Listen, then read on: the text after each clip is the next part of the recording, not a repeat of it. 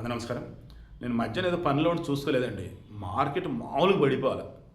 ఏకంగా నిఫ్టీ అయితే 500 పాయింట్లు పైగా పడిపోయింది. అది కూడా మధ్యాహ్నం 11, 11:30, 12 ఆ తర్వాత టపటపడా పడిపోయింది. ఒక్కసారిగా ఏంటి చేంజ్ అని చూస్తే యుద్ధం మొదలైందని ట్రంప్ ప్రకటించాడు. ఈలోపు మన భారతదేశం నౌక ఒకటి ఒమన్ కారిడార్ నుంచి ఇటు వస్తుంది, హర్ముజ్ జలసంధి అటు నుంచి.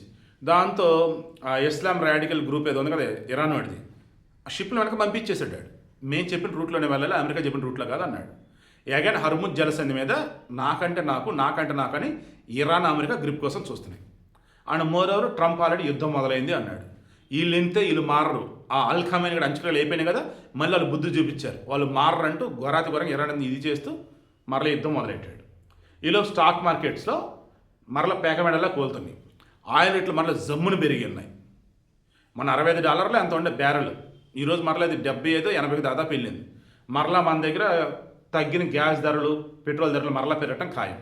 ఎందుకంటే ఈసారి ట్రంప్ వచ్చి ఏమంటాడంటే ఇక శాంతి చర్చలు కూడా లేవు, ఇక ఉండవు, ఇరాన్ అంతం చేసే వరకు మేము ఊరుకోమని అంటున్నాడు. ఎంత ధరలు అర్థం కావట్లా. ఈసారి కంపు అయ్యేటట్టుంది.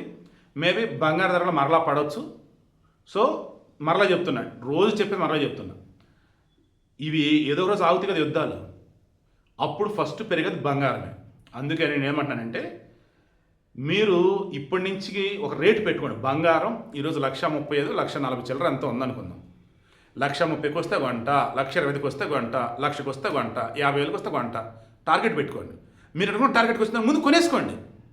ఆ తర్వాత పెరిగితే హ్యాపీ, తగ్గితే ఇబ్బంది పడకూడదు, కూల్గా ఉండండి, ఖచ్చితంగా పెరిగిద్ది.